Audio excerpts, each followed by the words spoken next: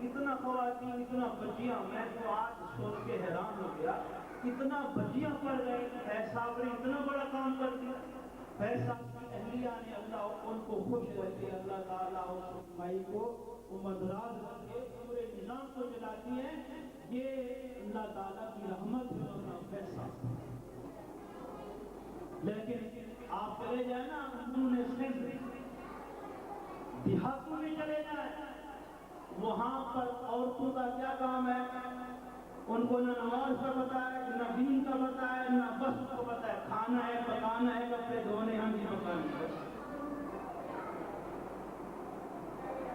یہ تو فیض صاحب کی ہمت ہے کہ خواتین کے اندر، میں تو ویسے آتا رہتا ہوں، سال میں 2-3 دفعہ جلسے ہوتے ہیں، آپ گھروں میں میری تقریر سنا کرتی ہیں، لیکن آج پہلی دفعہ میں نے آپ کو دیکھا، آپ حضرات کی بڑی محنت، اور یہ آپ اس تمام مرد و خواتین ادارے سے وابستہ ہیں، اس کی اچھی اثرات مرتب ہوں گے انشاءاللہ، اور قبر میں اس کا فائدہ آپ کو بھی ملے گا کہ آپ نے لوگوں میں، بچیوں میں جاہلیت کو دور کر دیا ہے۔ ورنہ آپ لوگوں کو بات کرنے کا طریقہ نہیں ہے، علم پڑھنے سے بات کرنے کا طریقہ آتا ہے۔ ابھی آپ جو بیٹھی ہیں ماشاءاللہ باپرد ہو کر بیٹھی ہیں، یہ علم کی برکت ہے، یہ علم کی برکت ہے۔ ورنہ آپ جو ہمارے فنکشن ہوتے ہیں، جو ہمارے دوسرے پروگرام ہوتے ہیں، دیکھیں کیا حالت ہے، لیکن شکر ہے کہ آپ کا یہاں بیٹھنا عبادت میں ہوتا ہے۔ اب عذاب قبر حق ہے، یہ کس نے بتایا؟ بی بی عائشہ پاک نے بتایا، اور بی بی عائشہ کی بڑی بہن حضرت اسماء بنت ابی بکر نے کہا کہ جب رسول اللہ نے عذاب قبر کا ذکر کیا تو مرد و خواتین رونے لگے۔ اب سنو، عذاب قبر بھی حق ہے، اور عذاب قبر کو دور کرنے کے عمل بھی حق ہے، یعنی وہ کام کہ جس سے قبر میں عذاب نہیں ہوتا۔ اگر عذاب قبر میں کسی کو ہو رہا ہو تو ایسا کام کرو کہ اس کا قبر کا عذاب دور ہو جائے۔ حضرت خواجہ حسن بصری فرماتے ہیں، میں بیٹھا ایک خاتون یہ روتی ہوئی پریشان ہو گئی، میں نے پوچھا رونے کی کیا وجہ ہے؟ اس نے کہا کہ اے حسن بصری، میری ایک بیٹی تھی وہ فوت ہو چکی ہے، مجھے اس سے بڑی محبت تھی، مجھے بڑا پیار تھا اس سے۔ حضور صلی اللہ علیہ وسلم نے بھی اپنی بچیوں سے پیار کرنے کا حکم دیا، فرمایا، سرکار نے فرمایا جس کی 4 بیٹیاں ہوں وہ اس کو صحیح تربیت کر کے ان کی شادی کر دے، جنت میں وہ میرے ساتھ جائے گا۔ رسول اللہ کی تعلیم، اللہ اکبر۔ آپ نے فرمایا ہاں کیا بات ہے؟ بیٹی فوت ہو گئی، اچھا اب کیا صبر کر جاؤ؟ نہیں، مجھے ایسا عمل بتائیں جو میں اپنی بیٹی کو خواب میں دیکھ لوں۔ آپ نے فرمایا ایسا کر 4 رکعت نماز عشاء کے بعد نفل کرو، الحمد کی بات کرو، سورۃ الہاکم التکاثر ہر رکعت میں 1 دفعہ پڑھو، پڑھنے کے بعد درود و سلام کرتے ہوئے سو جاؤ۔ ہمیں بھی ایسے سونا چاہیے، درود شریف پڑھتے ہوئے ہمیں سونا چاہیے۔ میں سو جاؤں یا مصطفیٰ کہتے کہتے، میں سو جاؤں یا مصطفیٰ کہتے کہتے، کھلے آنکھ صلی علی کہتے کہتے۔ حضرت حسن بصری فرماتے ہیں، میں نے کہا روشنی پڑھتے پڑھتے سو جانا، وہ مائی اس نے ایسا کیا، روشنی پڑھتے پڑھتے سو گئی، خواب میں دیکھا بیٹی جو ہے نا، بیٹی وہ پیاری بیٹی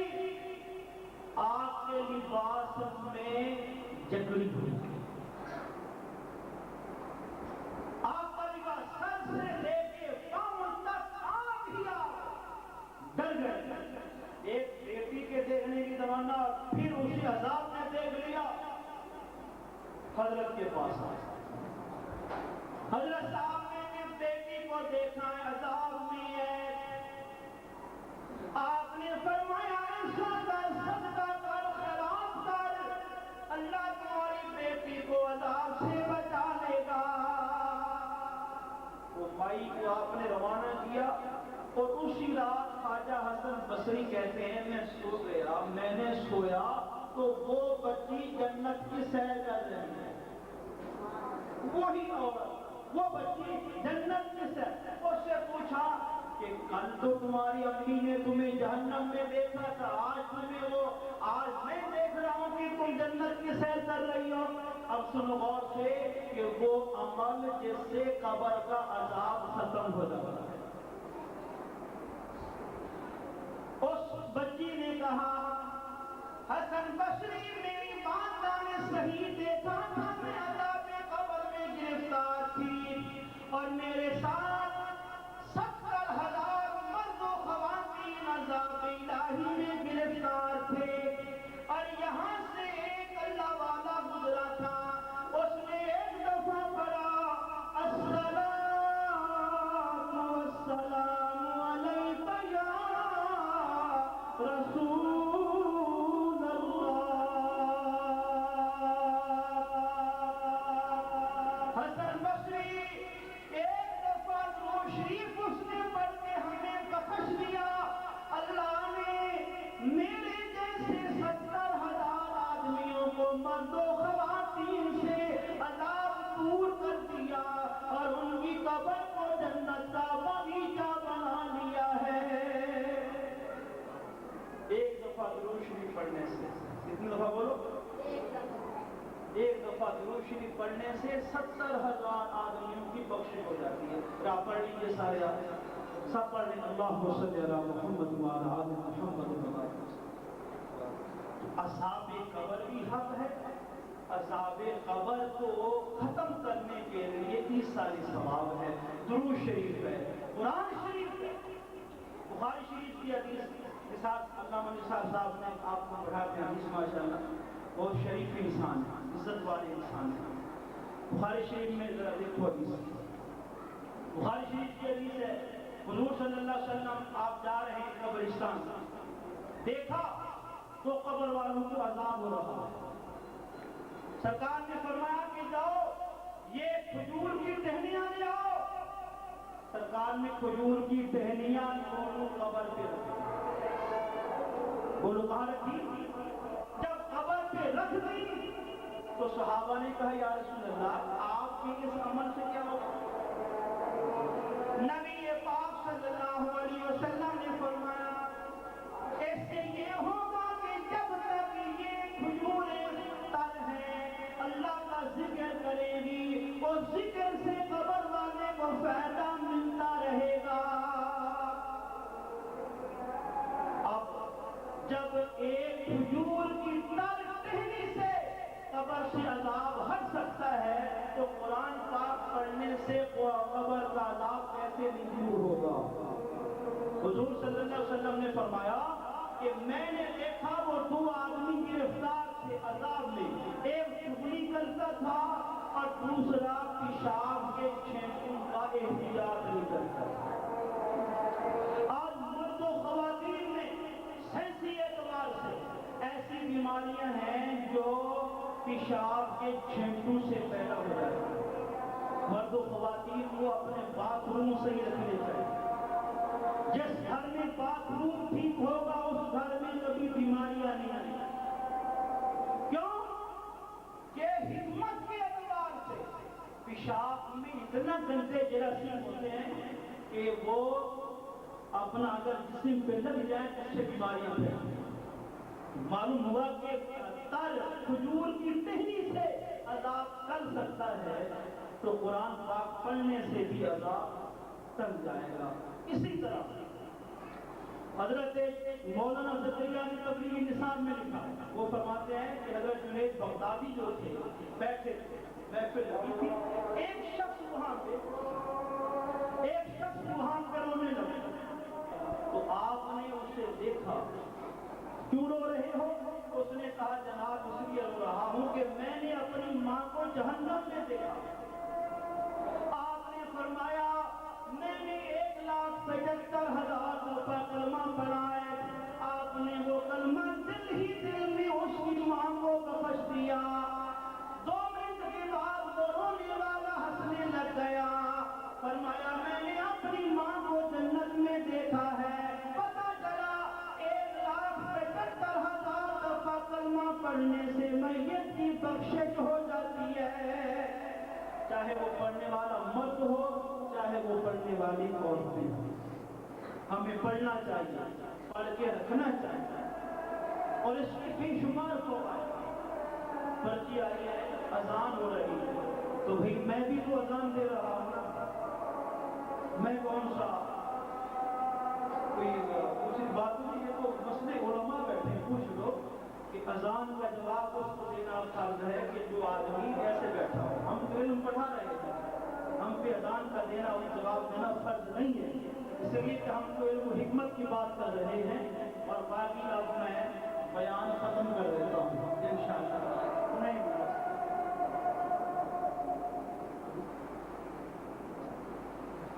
تو آپ سب تمام درود شریف پڑھیں، اللہم صلی علی محمد وعلی آل محمد وبارک وسلم۔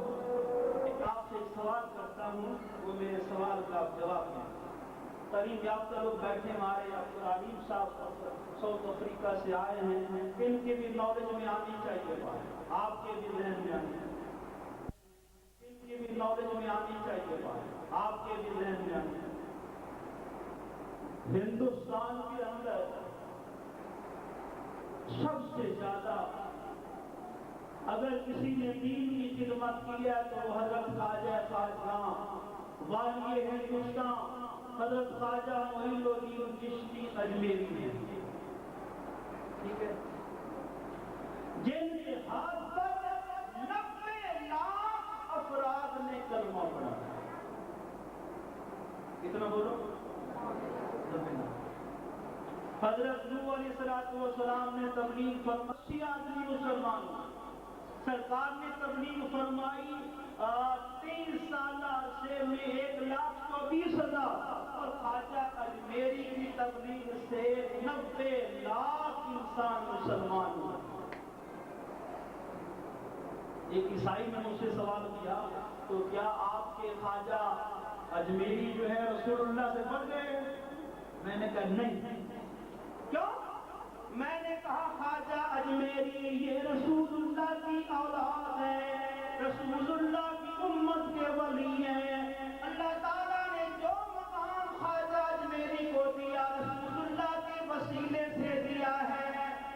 یہ بتانا مقصود تھا کہ رسول اللہ کی ظاہری عمر 63 سالہ تھی، اور باطنی عمر جو ہے وہ طویل ہے۔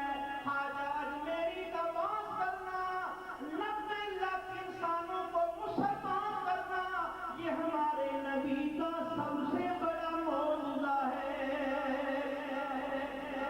سب سے بڑا معجزہ ہمارے نبی کا۔ کیوں؟ دیکھنے والا دیکھے گا تو کیا کہے گا؟ ارے یہ تو امتی کا مقام ہے، نبی کا کیا رتبہ ہوگا؟ تو کہیں گے ارے یہ تو بیٹا ہے، اس کا باپ کتنا شان والا ہوگا، ایک عمارت اعلیٰ ہے، بنانے والا کتنا شان والا ہوگا۔ تو خواجہ اجمیری کے ہاتھ پر 90 لاکھ انسان مسلمان ہوئے۔ اب میری بچیوں، اے میری ماں اور بہنوں، اصل راز کیا تھا آج میں بتاتا ہوں آپ کو، ہو سکتا ہے کہ کسی نے نہ بتایا۔ خواجہ اجمیری رحمت اللہ علیہ مردوں میں آپ تبلیغ فرماتے اور خواتین میں آپ کی بیٹیاں تبلیغ کرتی ہیں۔ خواجہ اجمیری کی بیٹیاں گھر میں نہیں بیٹھی، وہ دین کی خدمت کرتی تھی۔ آپ نے مردوں میں دین کی خدمت کی اور بیٹیوں نے خواتین میں خدمت کی۔ خواجہ اجمیری جب بیٹھتے تھے تو چادر پہن کے بیٹھ جاتے تھے، تو لوگ دف سننے کے بڑے عاشق تھے، دف سنتے تو آپ کو کہتے کمال کو وہ دف بجاتا، اللہ رسول کی تعریف کرتا اور آپ منہ نیچے کر کے بیٹھ جاتے. جب لوگ جمع ہو جاتے تو آپ نگاہ اٹھاتے، جس پہ نگاہ پڑتی تھی وہی ہندو کلمہ پڑھ کے مسلمان ہو جاتا. اور خواجہ اجمیری کی بیٹیاں سبحان اللہ سبحان اللہ، خواجہ اجمیری کی بیٹیاں اللہ اللہ، وہ بھی جا کر سراپا رحمت تھی، وہ سراپا برکتیں تھی. آج ہم جو مسلمان ہیں نا، یہ پاکستان والے، انڈیا والے، خواجہ اجمیری کی برکت سے مسلمان ہیں. اگر خواجہ اجمیری محنت نہ فرماتے تو ہم تو پتہ نہیں کیا کچھ کرتے، رام رام ہی کرتے رہتے. رام رام اور سیتا رام، ٹھیک ہے نا؟ نمستے، سمجھتے ہو نا؟ نمستے، یہ سب کچھ جو ہمیں ملا ہے خواجہ اجمیری کی نگاہوں سے ملا ہے. تو آپ کی بیٹیاں خواتین میں واز کرتی تھی، آپ مردوں میں واز کرتے تھے. تو جب نتیجہ کیا نکلا کہ دونوں کی محنت سے اللہ نے 90 لاکھ انسان کو مسلمان بنا دیا. آج ہمارے اندر میری ماں بہنوں، میری بچیوں، اللہ میں جب پڑھتا ہوں نا، مطالعہ کرتا ہوں، بیٹھتا ہوں، غور کرتا ہوں، میں دیکھتا ہوں کہ آج ہم کہاں چلے جائیں. اللہ، یہ قرآن پڑھنا پڑھانا یہ تو مسلمان مرد و عورتوں کا اعلیٰ کام ہے. حضرت عبداللہ واسطی فرماتے ہیں، میں عرفات کے میدان میں کھڑا ہوں، ایک عورت سامنے کھڑی رو رہی. میں نے چاہا کسے بات کروں، لیکن ڈر گئے کہ میں بات کروں شاید وہ اچھا نہ سمجھے. حضرت عبداللہ واسطی کہتے ہیں، میرا منشا یہ تھا کہ میں پوچھوں گا کیوں پریشان ہے، کہیں خیمے سے بچھڑ گئی ہوگی، قوم سے بچھڑ گئی ہوگی، تو اس کو وہاں قافلے میں بچا کے حج کر رہے تھے، وہ سب وہاں بہن بھائی ہو رہے. فرماتے ہیں میں نے دیکھا وہ عورت سامنے کھڑی ہے. میں نے پوچھا تو کون ہے، کدھر کے رہنے والی ہے، کیا راستہ بھول گئی ہے؟ اس نے کیا کہا؟ اس نے زبان سے جملہ نہیں نکالا، اس نے قرآن پڑھا، من یہد اللہ فلا مضل لہ ومن یضلل فلا ہادی لہ. قرآن پڑھا، میں سمجھ گیا کہ یہ راستہ بھول گئی. یہ کیا راستہ؟ میں نے کہا کہ تو کہاں سے آئی ہے؟ اس نے یہ نہیں کہا کہ میں لاڑی سے آئی ہوں، کہتے تھی شام سے نہیں. کیا کہا؟ قرآن پڑھا، سبحان الذی اسری